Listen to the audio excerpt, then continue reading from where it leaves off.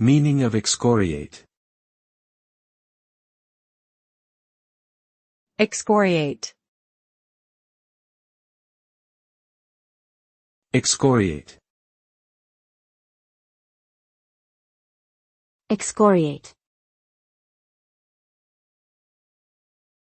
Excoriate.